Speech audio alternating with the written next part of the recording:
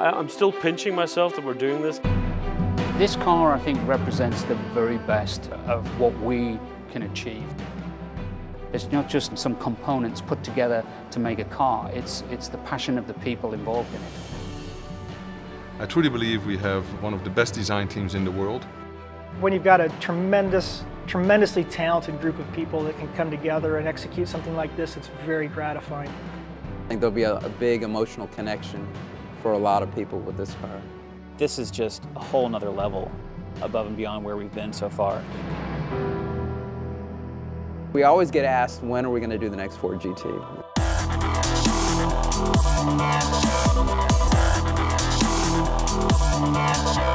When we were looking at 2016, which is the 50th anniversary of us winning the 24 Hours Le Mans, in fact coming in 1, 2, 3, we really felt it's the 50th anniversary.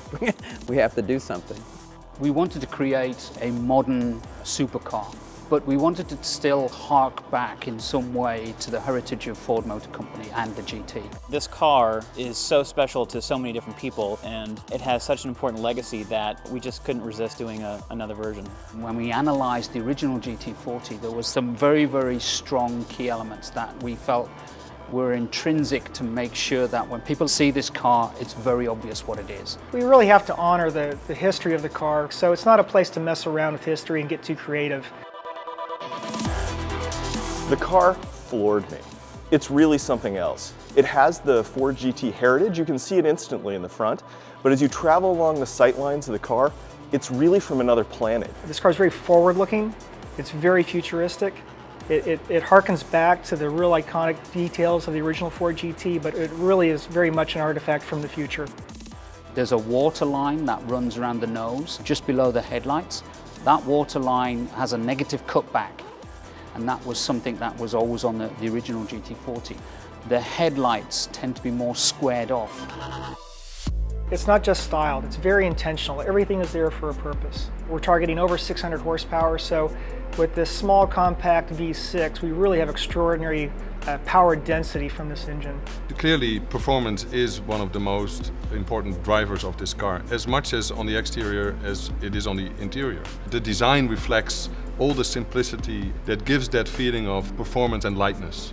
I think when you look at the car, you can probably see it could only be made now. I think we probably couldn't have built this car in terms of the construction of the car 60 years ago. The use of carbon fiber allowed us to get some radical form executions because of the material finish. Like the dash is a structural member of the tub.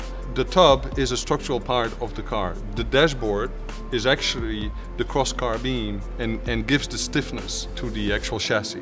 It's super lightweight, so it's the best material for creating an efficient product.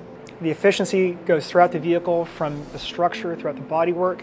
The EcoBoost twin-turbo V6 is the highest capacity EcoBoost we've produced. It's pure in its essence. Its primary function is to be a performance car, to go fast. So what you see is a very, very simple interior, but actually everything is readily available for the driver.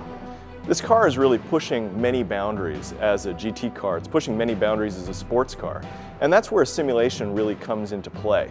I think the whole concept of gaming is one of those things that is very important in making a connection to customers and creating that real sense of participation in the product and really driving the aspirational nature of the product.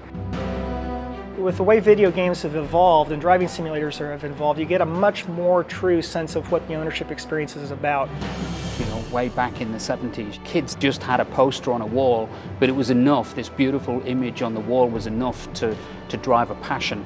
What Forza brings to those guys is it brings the poster on the wall to life. There's not going to be a lot of these cars made, and not everyone's going to get to be able to drive one, but now you can actually do it virtually, and I think that's going to be even added to the excitement of the car. Great brands have really great stories to tell, and I think Forza gives us a new opportunity to kind of tell that story to a new audience. What a cool moment this is. 10 years of Forza anniversary, 50 years since the winning GT40 at Le Mans. The original Ford GT was one of those cars that made us all fall in love with cars to begin with. So to be a part of this and to create a new future legacy for the Ford GT and to continue that, it's extremely exciting. There's always something as an engineer that you know, I wish we had done this a little different, and that's the nature of an engineer. There's always something you're looking to improve. But right now, there isn't a single line I'd change on it. I wanted this to be a beautiful piece of product design. People to look at this and say, yes, it's a great tool that does a purpose. Yes, I see the heritage, but my God, it's gorgeous too.